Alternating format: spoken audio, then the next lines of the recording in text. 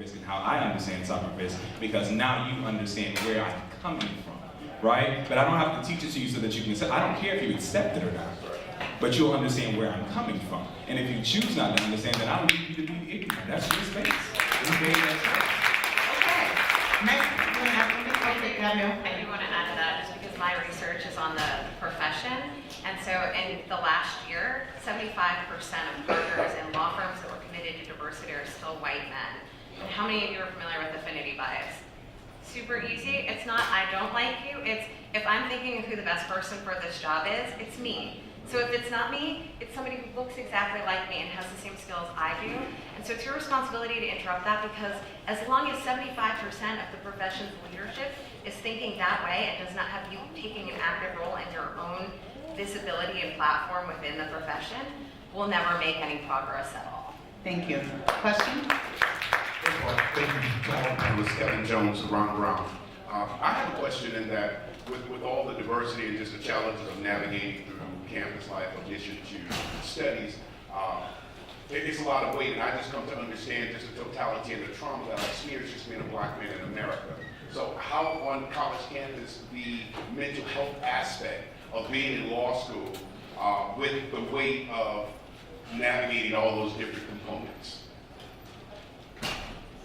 Do you have, I guess the question is, the mental health outlets, resources? We heard the question, we just like, Lord. Okay.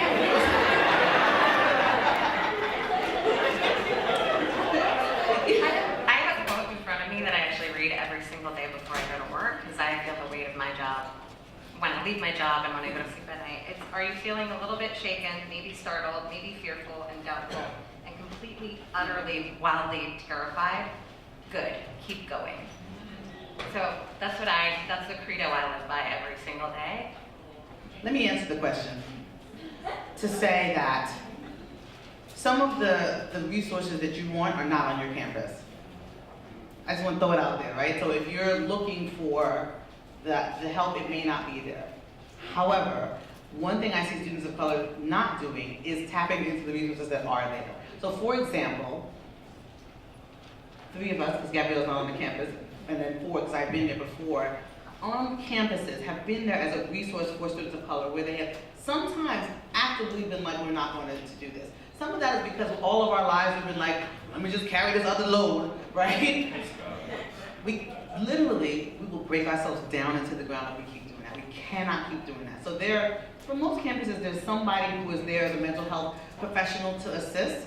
At some schools, what they do is they will change the way where that person is situated so that there's not a perception of you going into the counseling room, which I think is an excellent best practice, right? So you're not going into room C4, the counseling room. You're going to wherever that person is that week. But I would say, just to share with the folks who are on campus, I am hurting today. I just want somebody to recognize that I'm a human being is a huge, huge thing. What else do you want to add to that? Anything that you want to add? No. We have those services. I think, but what I see is that students are afraid to use them, or even own that they have a problem. I have a young man that works in my office, and he's just falling apart. Bright guy, struggling with got a whole lot of issues going on, and people have been reporting back to me, he's not quite focused, yada yada. And because I care about him and I want him to be successful, and I see that he has a bright future, I called him in my office and we had a heart-to-heart conversation. What's going on with you? Have you considered talking to somebody about it? Have you considered medication? Right? And I got the initial pushback. I don't know if I need it.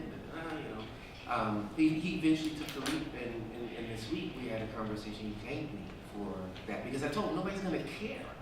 When you get out of here and you're trying to carry a 9 to 5, nobody's going to care that you don't take medicine because you're trying to be a big tough guy, right? They're going to fire you. So you need to do what you need to do for you so that you can stay focused and deliver the kind of quality work that I know you can do.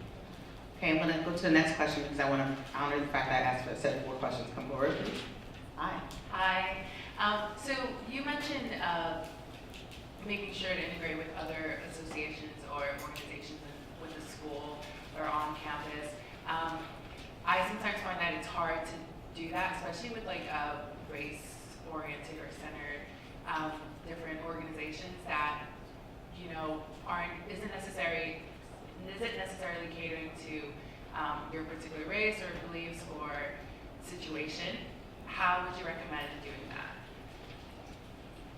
Well, I think that sometimes you have to take the lead. And so one of the things that I did at my law school was to bring together the presidents of those organizations to create kind of a council across diversity, and then we would kind of co-plan certain types of things that we did as organizations. So sometimes what you may find that you can do is to collaborate with one person or people that might be in different groups, and then bring them together to kind of begin to do cross-cultural programming, to kind of say, what can we do to form kind of the core of that? And then they can bring their friends, you can bring your friends. You see what I'm saying? And so you find ways to kind of begin to cross-collaborate, because you may have instances where, and I've seen it, some students don't identify with anyone else other than their kind, right?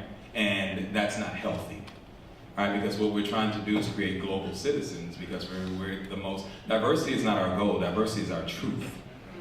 You see what I'm saying? So we're not trying to work towards diversity. When we walk out into the real world, we're just diverse. And so creating the conversations and maybe finding people who can be partners with you in creating programming and creating safe spaces to have and elaborate and expand these conversations, I think may be a good way to start. You may not have to start through the formal organization. You may just start through individual human relationships.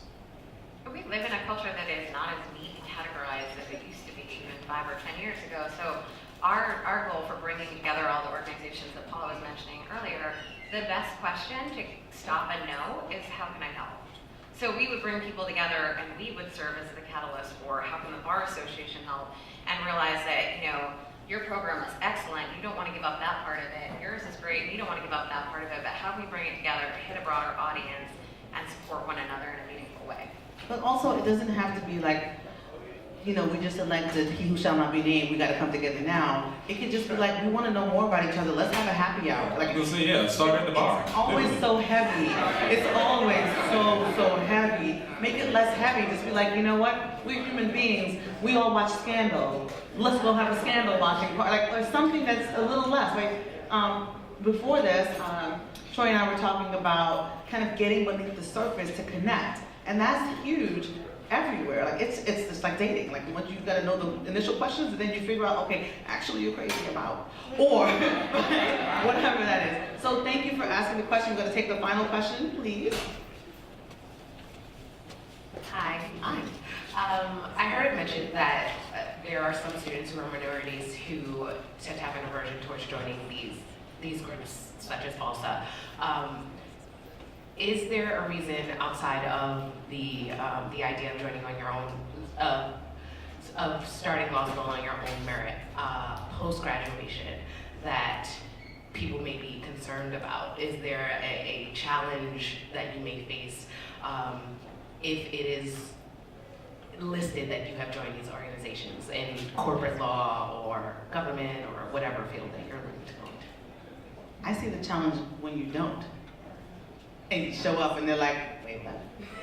I have been at an event which was for mentoring and interviewing for students of color, and there was a student who was there who did not have on their resume essentially affiliation with the group, and one of the people who was doing the interviews was a white male partner, and he was like, well, like why wasn't this on here? And very much had an aversion to it, because he said, one of the things I try to do is to identify the people who have that, to make sure that they get a second chance or another look or what have you, and you didn't enable me to do that because you didn't put that on there. So there, you may think that it may be something that will affect you in a bad way, but it might affect you in a worse way if you don't actually put it on there. So I open up to the rest of the panel to see if there's anything else you want to add. Anything else? I think a lot of people want to believe that. I have a good friend who's very successful in his law firm and will not acknowledge that he's involved in the Black lawyers group at the firm, and will not attend programs on diversity at the firm because he wants to give the impression that he did it on his own. There's just too much work to be done to do it on your own right now. Call me in 20 years if you're going to law school and you're a law student of color and you think you're going to do it on your own. Maybe, I hope, I pray, the profession will have changed enough that that's a reality. right now, I think that affinity is really critical. It says a lot about your engagement, it says a lot about your leadership, it says a lot about that authenticity and acknowledgement of self that I think hopefully we're leaning towards in the future of law practice. So I would say there's no good reason not to. Perfect. Will you join me in thanking our panel, please?